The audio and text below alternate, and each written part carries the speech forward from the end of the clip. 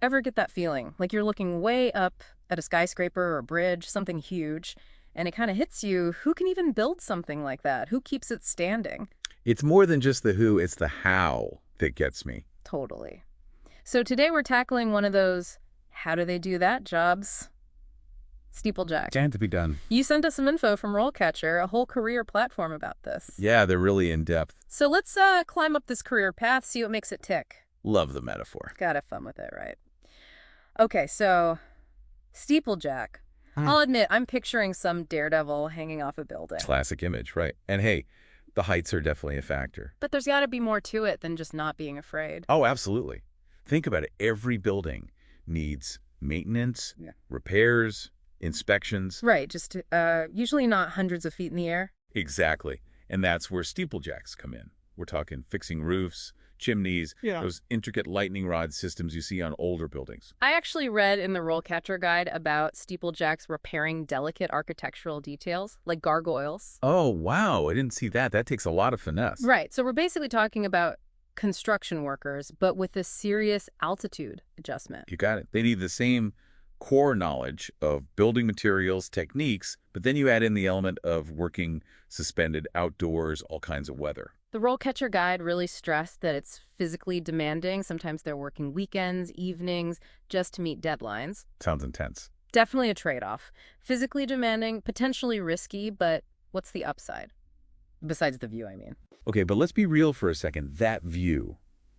Seeing a city from angles most people never will, there's got to be something almost poetic about that, right? I could see that. Almost like a different perspective on the world. Exactly.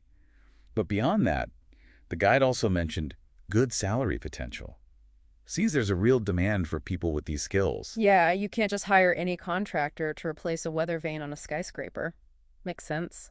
What else did the guide say about what makes someone good at this? Because it takes more than just a head for heights, right? Right. Well, physical fitness is a given, but honestly, it's just the starting point. The guide really emphasized problem solving. Oh, we bet. You're often assessing situations on the fly, making decisions at heights that would make most people queasy, you know? I actually remember a part in the RoleCatcher guide about a steeplejack who had to, improvise a repair on a crane's cable system during a storm. No way. Talk about pressure. Right. They had to think fast, understand the mechanics of the crane, and work quickly, all while suspended hundreds of feet in the air. I can't even imagine. That's incredible. And that actually highlights another skill the guide talked about, attention to detail. Yeah, up there, a small crack in a facade or a loose bolt, that could be a huge problem. Every tiny detail magnified 100 times when you're at that scale. And on top of everything else, you can't forget about teamwork. So true. You can't exactly be yelling instructions from 100 feet away. Right. So the guide actually emphasized that they often work in teams. You're relying on each other for safety, for getting the job done. That's what clear communication, coordinating actions, anticipating your teammates' needs. And all while navigating this crazy environment. It really is fascinating how much brain power goes into this. It's not just the physical stuff, it's problem solving at a high level. No pun intended. See? Gotta sneak those in. But okay, so with all that in mind, how does someone become a steeplejack? Is there like a steeplejack university I haven't heard of? Honestly, that would be kind of cool. Right. But no, you won't find that on a college application. So no formal degree needed. That's what the guide said. High school diploma, pretty standard, and maybe a vocational certificate in construction, something related. Could help. But really, the learning happens. On the job. Apprenticeships? Huge in this field. You're learning from the people who've been there, done that, seen it all, literally learning the ropes from the best. Speaking of ropes, what were those certifications again? IRATA, SPRAT? Oh, yeah.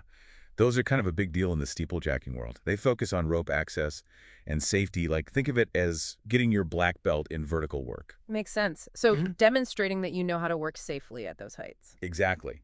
Like IRATA, that stands for Industrial Rope Access Trade Association. They have this whole globally recognized system for training and certification.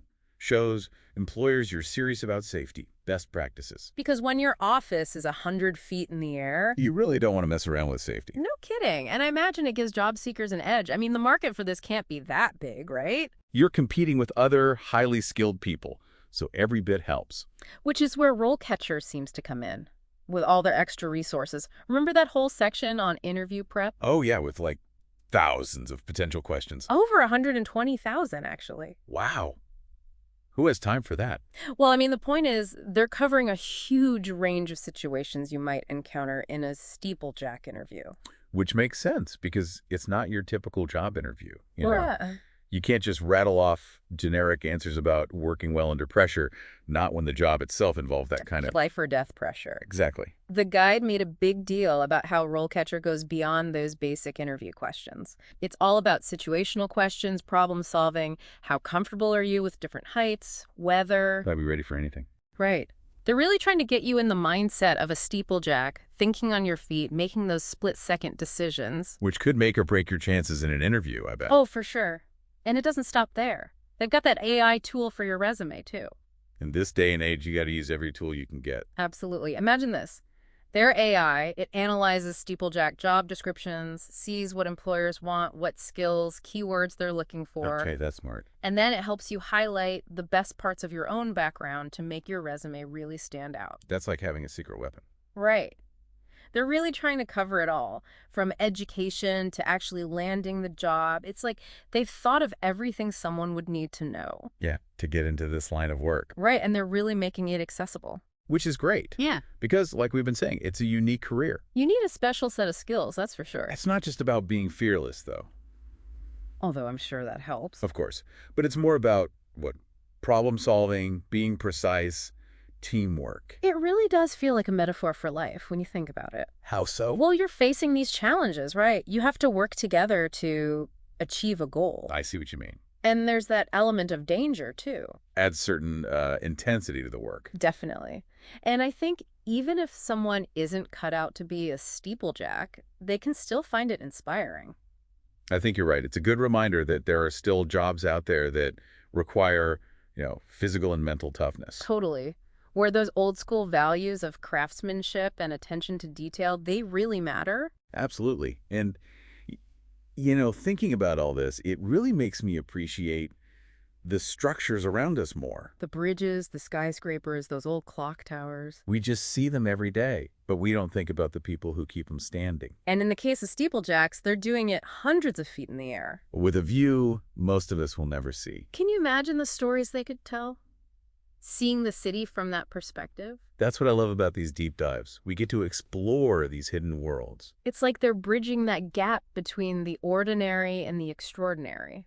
I like that. On one hand, they're tradespeople with a very specific skill set.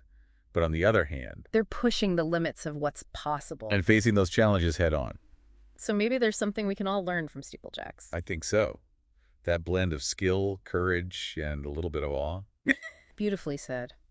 Well, on that note, I think it's time for us to climb down from this metaphorical skyscraper. Back to ground level. For now. Yeah. But to our listeners, we hope this deep dive has given you a new appreciation for the world around us. And the incredible people who keep it running, often in ways we never see. Until next time, stay curious, keep exploring, and maybe, just maybe, look up at those tall buildings with a newfound respect for the steeplejacks who built them. And keep them standing tall,